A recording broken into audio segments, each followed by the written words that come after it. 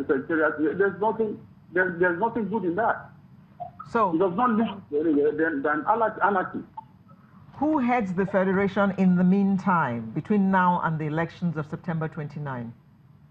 As it is, there is a FIFA-recognized NFF president, which is Amaju Melvin Philip. There is the Sports Ministry recognized president, which is Ambassador Diwa. But the NFF statute, is in accordance with the FIFA statute. So for what we have now, the recognized president of the Nigeria Football Federation is Amaju Philip. His tenure ends September 30th. He's still running. 2-3 months. There's supposed to be wisdom in everything we do. Nothing stops you from waiting 2-3 months from today, or even ask your candidate to collect forms. And let them contest. Instead of you coming and you are even the one implementing. I've never seen a sport implement sports. You are supposed to be the father of sports in Nigeria. But you are leading one group against the other. He's doing the same thing in basketball. But somebody told me, no. Today we have 2 presidents in Nigeria Basketball Federation. We have Kida, we have Tijani Umar. In Nigeria Taekwondo Federation, we have Binga, we have George Ashu as president. Today we have NFF president, we have Preziwa, we have Amaju Philip. Where are we going in Nigerian sport? We need help from the president to help us. And now you can see the situation of our facing. This is the highest serving, the longest serving sports minister in the history of sports in Nigeria since independence in 1960. And this man is handling Nigerian sports this way. He's never had a sports minister serve as long as Solomon Dalong. Right. Let's quickly go back to Abuja to Mr. Fashiku. What's your recipe, to ending this crisis at the NFF? First of all, I think the biggest trouble we have in Nigerian sports, not necessarily football, are those of us in the media. When a whole lot of us now take sides in issues that are supposed to be straight, now, the only way out is the Nigerian institutions subservient to international bodies? No. The Nigerian Football Federation statute is very clear that it shall obey and be managed under the instructions and directions of Nigeria's institutions, which includes our court. Are you saying if you have to kill somebody in the name of FIFA, then we cannot take you to court? No. And that's part of the reasons why, for many of us journalists who have decided to also take part and take sides in events like this, it will never allow us to be able to also report fairly and truthfully. And that's part of the reasons why, for instance, the minister becomes the butt of attack in this kind of situation. The Supreme Court is the highest body. It has given a position. Can we respect that position and pursue it? So long as we still take sides as journalists, that is the way that administrators who come in will continue to also exploit all these inadequacies.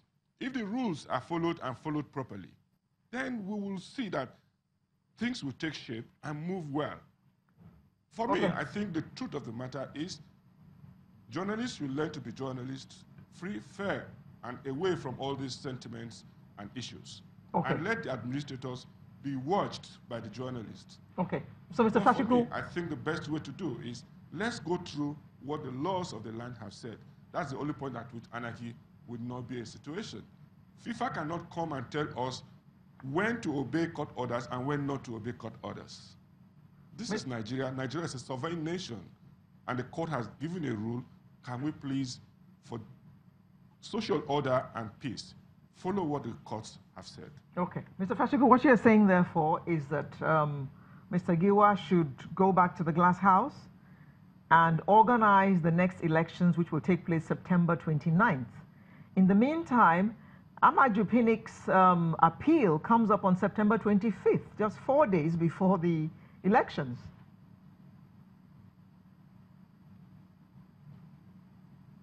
But you appreciate the fact that the Supreme Court says go back to the Federal High Court, but subsisting orders at the High Court will remain in place.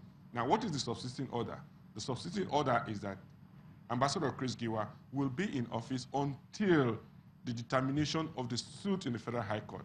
So what it means is that the election does not come into perspective.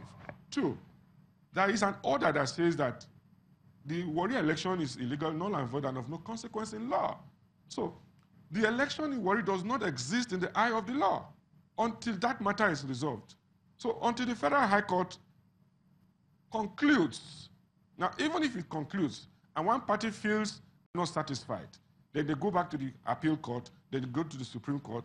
That means, for instance, in another 4 years, we may still be on the same spot, and Giwa may still just continue to be in place.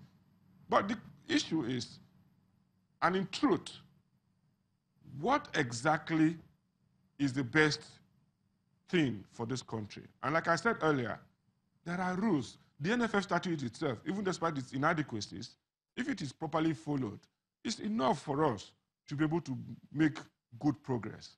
Each time 4 years is up and somebody is not satisfied, they create a gamut. They use journalists to create trouble. Then they put the person they want to put. The next 4 years, they use journalists again to create trouble and put. Journalists will learn to please remain journalists. Let administrators do their job. But for now, Ambassador Chris Giwa is known by the law, and that is the law of Nigeria. Okay. Mr. Jide Fashiku, Managing Editor, gongnews.com, who spoke to us from our studio in Abuja, and we also spoke to Mr. Dakbosho Tuminu, who spoke to us via telephone. Thank you very much for coming to air this with us this morning. We just hope that a speedy solution is found to this so that we do not fall under the FIFA hammer in any way, because our football seems to be looking up now, and we want to continue on this upward trend. Movement. We'll be back for the home stretch.